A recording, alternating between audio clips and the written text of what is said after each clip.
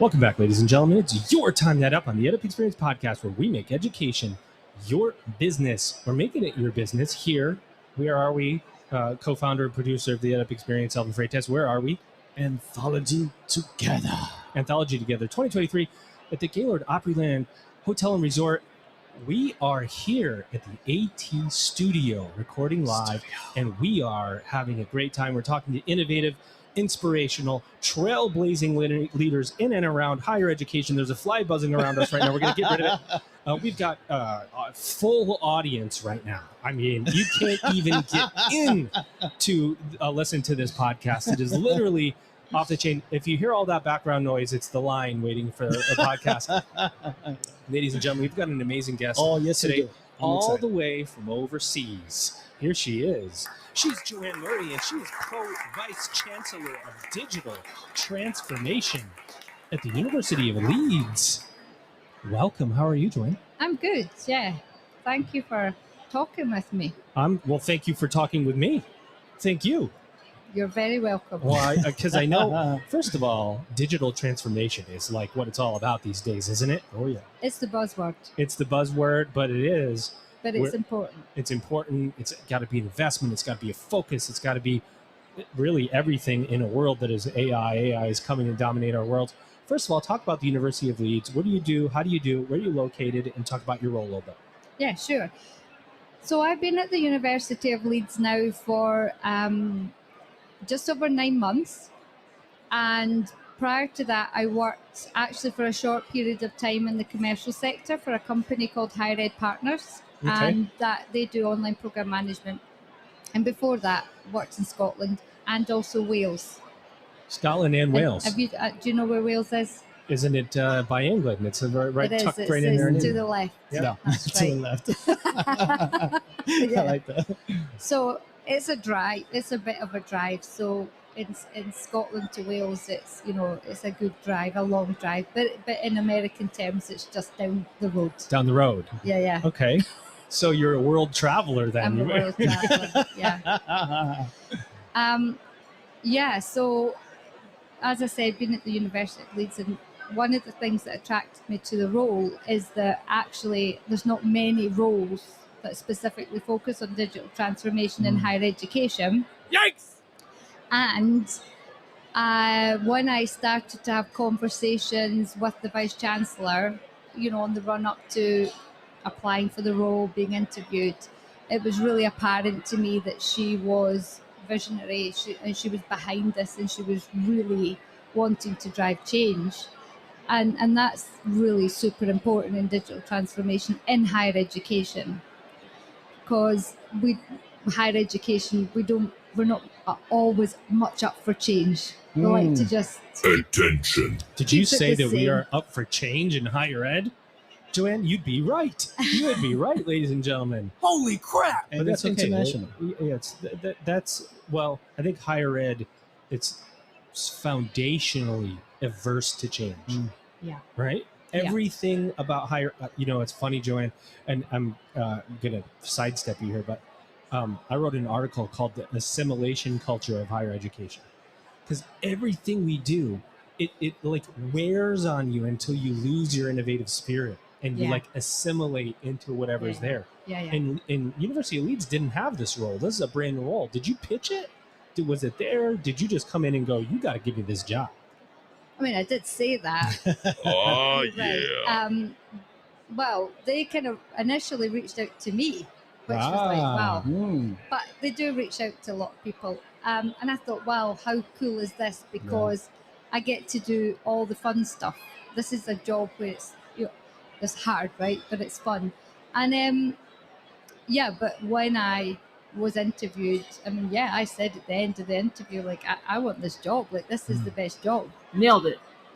It's because, right, this is an incredible job because it's all about what comes next. So you have to be a futurist, right? You have to look at what do we have, what's coming, how do we get from A to B, what do the investments need to look like, so there is some pressure on this, right? Because you've got to do two things. You've got to figure out what the future looks like from a digital transformation standpoint, and then you have to bring people along with you, which is even harder than figuring out what the future looks like.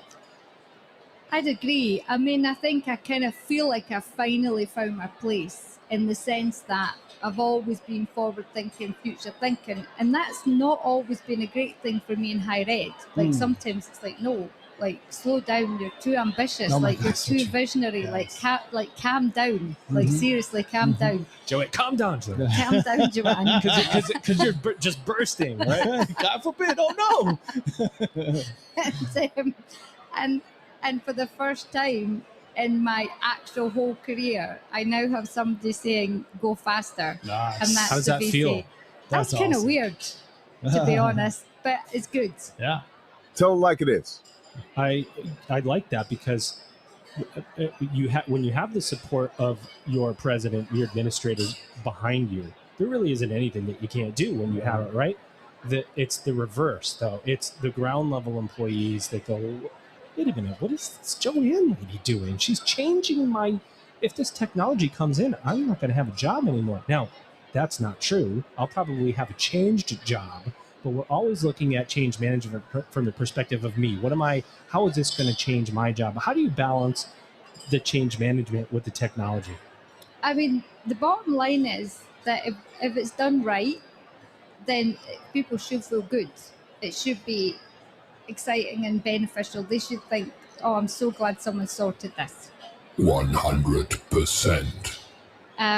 We're not always good at that in higher education. We're That's for very, very good at thinking at a senior level what we need to do. Then we consult a few people and then we roll something out, and it's actually not what anyone needed.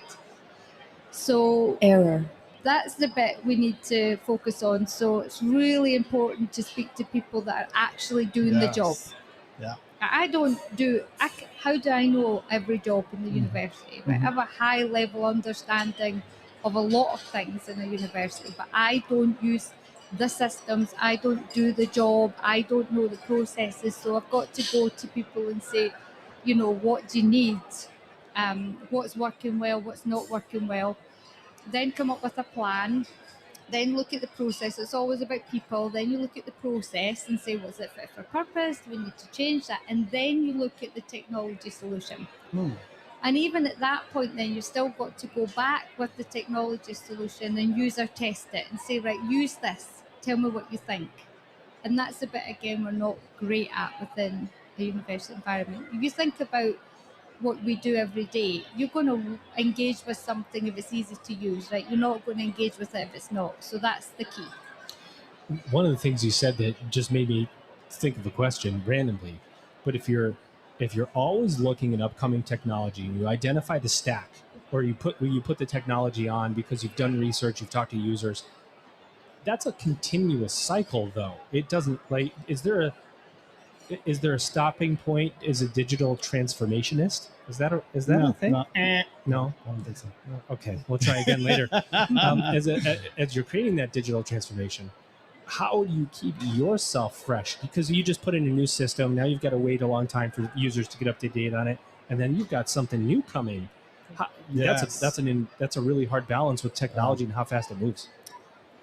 Yeah, it's true. I mean, coming to things like this is great because you get to see you get ideas, you get to see what other people are doing, but then you've also got to look out with higher education. Nailed it. Higher education is always about what is higher education doing. And then in the UK, we have a group of universities that are called the Russell Group universities. They're the prestigious universities. They are the research intensives.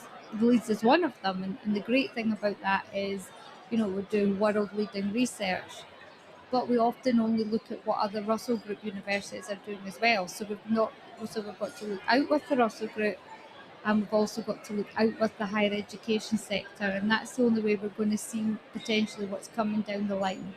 But I think as well about the change pieces, that for many, many years, universities have just not engaged with digital, and their whole point is, well, we teach on campus. If you're a traditional campus university, we don't need technology. We don't do technology. People come to us and they study here. But that's changing, and now I think we've hit a critical point where technology is moving so quickly, and higher ed is so far behind. So we're like running So really true. fast to Yeah. get to baseline, and then Yeah. we've got to keep going. So Yeah.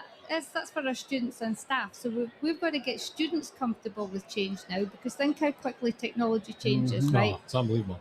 And then we've got to get staff comfortable with changing technology. So, but that's an important part of digital transformation. We can't just expect staff and students to know it and do it and feel comfortable with it. We've got to figure out ways that help them. And part of that is coming up with ideas, say at a senior level, but also asking them, what do you think would help you? You know, it's really important to ask people, because a lot of the time we just make assumptions on what we think, and people are like, you know what, that's not what I need. You know, I tell people at my university, I say, students are going to be coming with a set of AI tools that they use for their learning. And they're going to expect the university to deliver those AI tools to them or provide some alternative that allows them to learn in the same fashion. Those kids now, as they become adults, are going to come with this stack of AI tools. And the university is going to go, what the heck is this? Mm. And that is not a good place for us to be in. Can you talk about examples of virtual worlds or AI or VR, or what's on the horizon? What do you see out there? Any specific examples if you have that Leeds or any other universities doing well? Well, I think the first thing that's actually happening now is ChatGPT. It's the buzzword alongside digital transformation. Nailed it. And, you know, I think initially, and I'm not talking about Leeds here, but I think initially the higher education sector was like, no, like ban this. Yeah. Like We this can't isn't use happening. a calculator in math class. Like we are not doing this, Yeah. right? And then, but in the university, and that's starting to change just globally, isn't it? Because it's like, well, we can't just say that, because we can't make those decisions for our students as such. You know, we've got, so at the University of Leeds, we're just going with it, because one, it's there, but two, it's the future. So we're all going to use this, right? And people are going to actually be expected to use it in their job. So why not just work with the students and think about, well, how do we work with this? And also think about helping them understand it, what to do with the information, how to amend it. So, you know, I've used ChatGPT. Why not? Like, it's going to cut me out some time. Yeah. I can spend more time having a wee wine or something. Or you know? a big wine. Or a big wine. Why not? I didn't want to say that.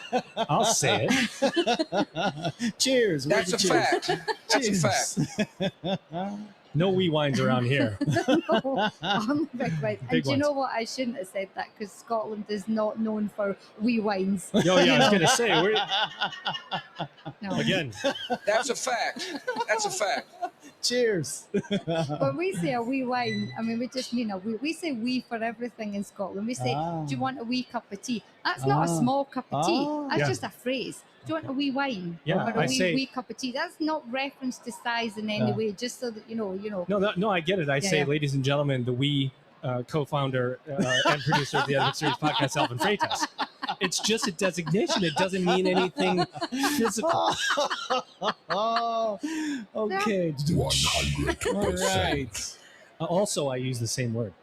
But anyway, so but technology is back to the conversation. So technology provides key challenges for us to overcome, but also there's ethical implications that come with it. Can you talk about how does preparedness look for ethical considerations, or is it something you're still exploring? It's something we're still exploring, to be honest. It's not clear cut. I mean, you get very, very different views on it, right? So we actually had our first online learning summit at the University of Leeds, I think last week. Yes. Congratulations. And we had that as a topic. And we had a spectrum really of speakers. So we had a really great guy talk who's in the corporate sector. He's worked in AI for many years. And he was very much like, just let it run. Okay, that was his view. And then you've got other views around, well, we need to put some parameters around this, and we need to think about it, from that ethical standpoint. So I think there's a lot of work that needs to be done in that space. But in terms of education, AI can really help us to provide.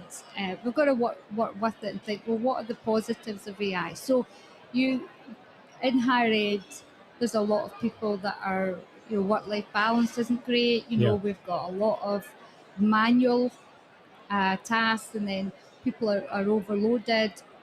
So we could use AI to help that. Yes. So again, it's not like saying, well, we're going to use AI and you'll not have a job. It's like we're going to use AI so that if you're in a student support role, for example, you can actually be the human and do the human job, Yes. right? You're not just going to answer the same question in an email 40 times.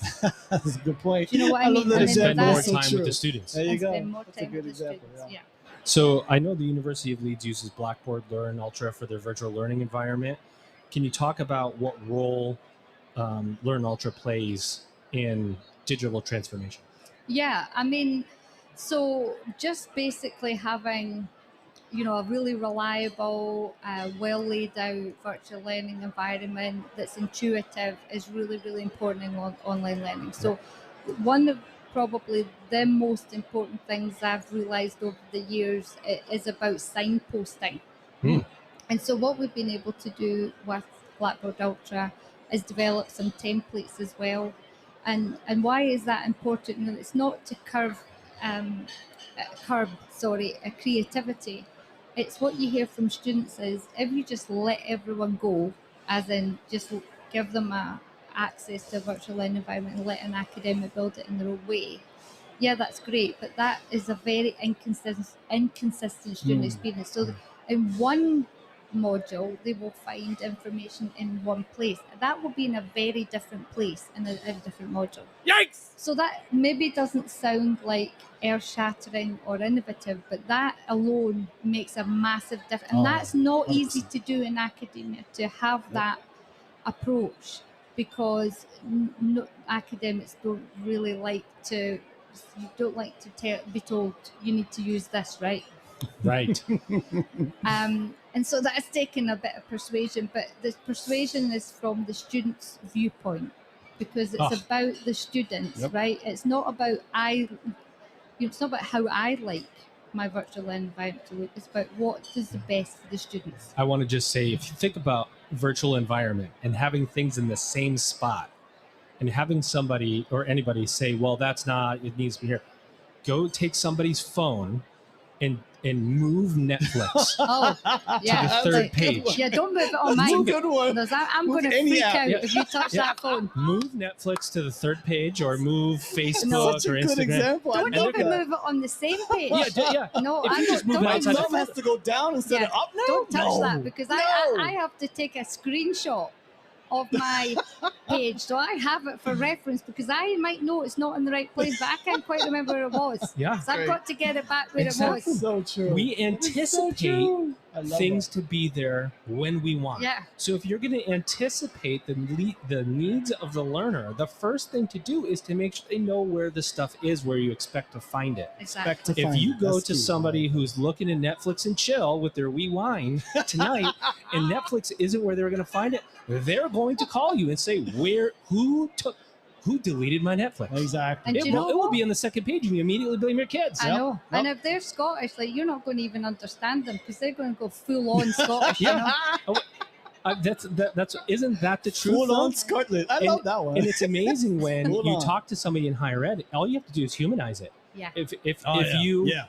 if Uber didn't show up, if they showed up at the wrong airport, you wouldn't be like, well, that's just what happens. And this Yeah. time you called Uber, they're at the other airport. No, you want them there when you call. That's right.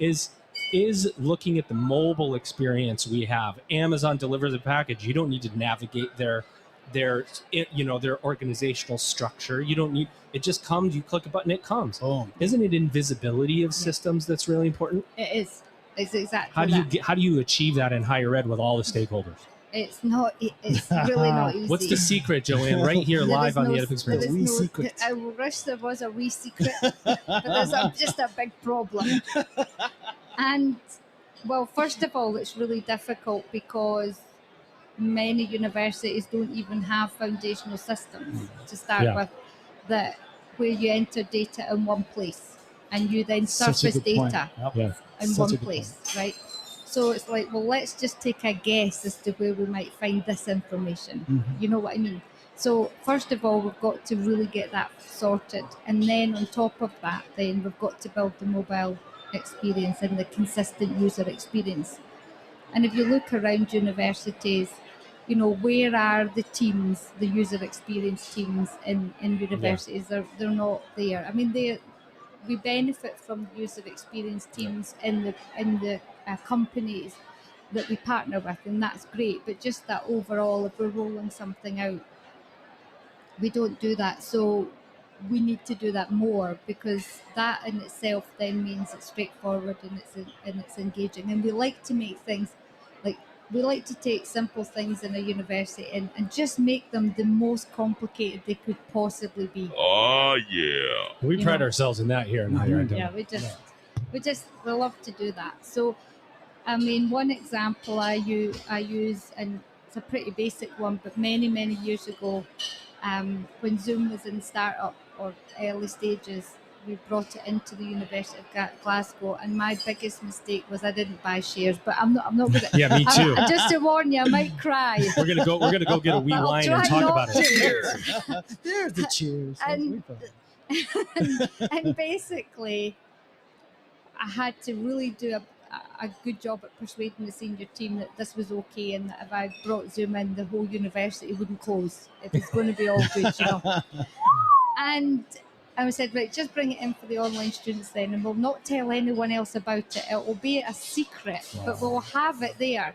And literally within weeks, it just went up and up and up, and just because it was so easy, it was simple. The button did what it said. It was so easy to navigate, and that's the key thing. That not all systems can be like that, but the simpler you can keep it, and you know, you don't want these your 5 clicks in. And you know, I don't know anyone's ever used Moodle as a virtual learning environment, but you're 5 clicks in to add a user, and every year the button moves. You know what I mean? So like 3 days trying to find out where the button is again. Yep. Don't move my Netflix. Don't move it. So so change. that's where I mean, you know, there's a lot of advantages for sure for using Moodle, but that's where something like Blackboard Ultra really helps, because it's that consistent experience. You know, nobody can decide to move the button. Right. Do not move the button. Don't move Joanne's button, please. So you've been in your role for 9 months. You're in digital transformation. I'm at a university. I'm new into digital transformation because this is a new and upcoming role. What have you learned in the last 9 months, or at least in the time you've been dealing with digital transformation, that would help me in my role as I look at digital transformation? Gosh, what have I learned? Well, first of all, it's very complicated. And I think in higher education, it's very complicated because we're doing lots of different things. We're not just doing one thing, we're doing so many different things. So then you're trying to get a handle on all the systems that support all of those different things. But the most important thing is that you don't stay calm, don't panic, because we jump to make decisions on things around a system, but we need to just take that bit of time and work out the process. Yes. You know, so sometimes what happens when a system's coming to end of life, and it's like, well, we need to move, we need to jump, and we can do a lift and shift. But what we need to do is just take that opportunity to say, well, let's get a really clear roadmap of when everything needs replaced, or what we want to replace and when, and then work back and get all the business engagement. You need to get the business engagement for the relevant areas that use those technologies, because if you don't, it doesn't even matter if you make the best system in the world. They're not going to be on board because they're like, you didn't talk to me. Yes.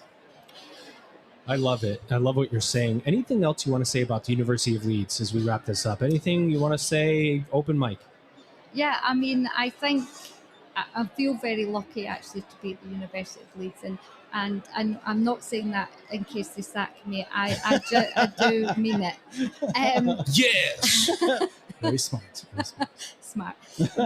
But we do have a senior team there that is really forward thinking, and also just wants to get stuff done, because that's a challenge in higher education, is that we procrastinate, and I always say, you know, we're paralyzed by perfection. And then actually, there's a lot of very innovative stuff going on at Leeds, and the people in general at Leeds, all staff, are super great to work with. They're really friendly, and they're already on their own doing lots of good things. So it's just helping them to be successful as well. Amazing. Awesome. Well, this has been a pretty incredible episode. Yes. I think that this concludes our time here. And the wee wine is waiting for you, Elvin Freitas. Just a wee bit. And maybe for both of us, too. Ladies and gentlemen, my guest today, your guest today, she is Joanne Murray, Pro Vice-Chancellor of Digital Transformation at the University of Leeds.